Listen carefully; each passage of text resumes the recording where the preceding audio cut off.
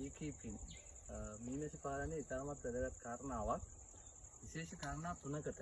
පළවෙනිම කාරණාව තමයි මීමැස්ස තමයි ස්වභාව ධර්මයේම හැදිලා තියෙන ක්‍රමවේදයට අනුව විශේෂයෙන්ම පරාගණයට හේතු වෙන්නේ. මේ ශාකවල තිබෙනවා, මල්වල තිබෙනවා ඡායාංගය, පූමාංගය කියලා කොටස් දෙකක්. මේ දෙක එකට සම්බන්ධ වීම අවශ්‍ය වෙනවා. ඒක සිදු කරන්න ඈත් වෙන ගහකින් අනිත් ගහට ඒක පරාගටික අරගෙන යන්නේ මීමැස්සා තමන්ගේ පාදවල සහ ඒ තුඩේ ඒ පියාපත්වල දැවටෙන ඒ පරාග අරන් යෑම. ඒ නිසා මේක පළවෙනිම කාරණාව. මතයක් පළ වෙනවා මේ අන්තිම මීමැස්සත් ලෝකෙන් මරුණාට පස්සේ මිනිස්සු අවුරුදු 40ක්වත් ජීවත් වෙන්නේ නැහැ කියලා. ඒක ඇත්තක් වෙන්න පුළුවන්.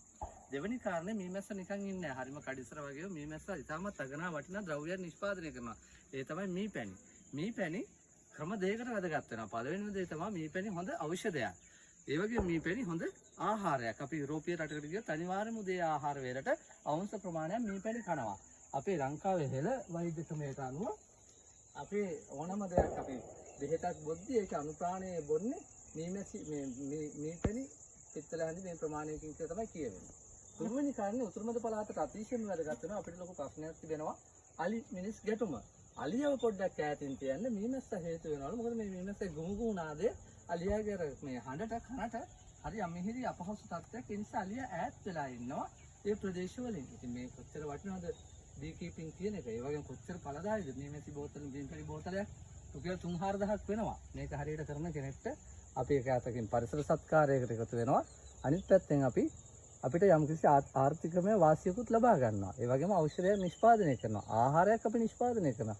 ඉතින් හිතන්න මේ කොච්චර වටිනවද කියලා. ඒ නිසා අපි උත්සාහ කරමු මේ දේ ඉදිරියට අරගෙන. හැබැයි මීමැස්සගේ ලොකුම තර්ජනය තමයි අද මේ කරන ආර්ථික වගාවන්. අපි සීමාව ඉක්මවා ගස්වලට, මල්වලට තහන රසායන ද්‍රව්‍ය නිසා මීමැස්සා ක්‍රමෙන් වඳ වෙමින් තිබෙනවා. ඒ තර්ජනයට මීමැස්සා අහු වෙලා තිබෙනවා. ඉතින් මේ ගැන සංවේදීව කටයුතු කරලා අපි කියන AEP, ඒ කියන්නේ ඇග්‍රෝ ඉකොලොජිකල් ප්‍රැක්ටිසස්, මේව අපිට ඇති කර ගැනීම අතිශයම වැදගත් පරිසර හිතවාදී ක්‍රමවේදයන්. ඉතින් අපි හිතනවා ඔබ මේ දේවල් හිතට ගනීවි කියලා. මේ ඉතා ලස්සන ගෙවත්තක්. මේක ඇවිල්ලා මේ විවිධ භෝග තිබෙන ඒක භෝග නෙමෙයි, විශේෂයෙන් මල් වලින් පටන් ගන්න තියෙන මල් අතර ඉතා අගනා වටිනා ගස් වර්ග තිබෙනවා. දරවමේ වටිනාකමක් තිබෙන, ඒ වගේම ආහාරමේ වටිනාකමක් තිබෙන, ඒ වගේම සෝභා අලංකාරයට, ඒ වගේම සෝභා තුල්්‍යතාවයට, පරිසර තුල්්‍යතාවයට බෙහෙවින්ම හේතු වෙන ඉතාමත් අගනා වටිනා ලස්සන පරිසරයක් මේ පත්ත තුළ නිර්මාණය කරලා තියෙනවා.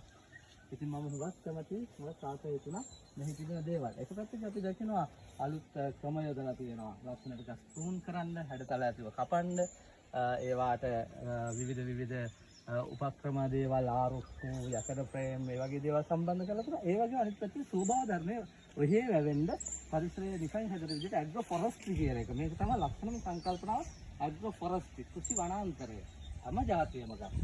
ආර්ථිකමය වැදගත්කම තියෙන ගස්, ලස්සන සුන්දර ගස්, ඒ වගේම ඵලදායී ගස්, ඒ වගේම ආහාර නිෂ්පාදනය කරන ගස්, ඒ වගේම සත්තුන්ට අවශ්‍ය ගස්, මේ සියලුම දේ මේ මැත්තේ නිර්මාණය වෙලා තිබෙනවා. ඉතින් මම හරිය කැමතියි මේක දැක්කහම. ඒ වගේම මෙහි හුඟක් උත්සාහ කරලා තියෙනවා මීමැස්සන්ට ආරාධනා කරන පරිසර හදලා තියෙනවා. මේ අපි දකිනවා මෙතන හොඳ බොහොම පෝෂ්‍යදායී සහ හොඳ සක්‍රීය මීමැසි පෙට්ටිය ජනපදයක් තිබෙනවා.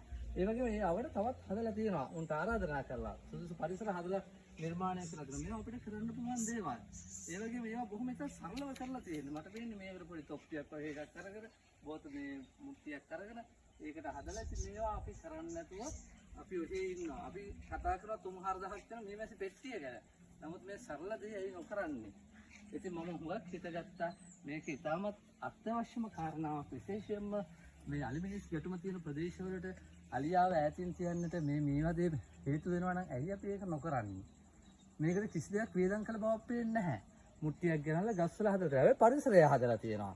පරිසරය තමයි නිර්මාණය කරලා තියෙන්නේ. පරිසරයට සමහරට ආරම්භයේ මුදල් වේදම් කරන්න ඇති. නමුත් දැන් පරිසරය විසීම පරිසර නිර්මාණය කරනවා. මොකද අපි දකිනවා බීජ වැටිච්ච තැන් වල පැන වෙලා වතුර ළඟන තම ලස්සන අර ගස් වර්ග පාසි වර්ග හැදලා තියෙනවා. ඉතින් හරි ලස්සන පරිසරයක් නිර්මාණය වෙලා තිබෙනවා. ඉතින් මේක හුඟක්ම වැදගත් වෙන කාරණාවක් හැටියටයි මම සලකන්නේ.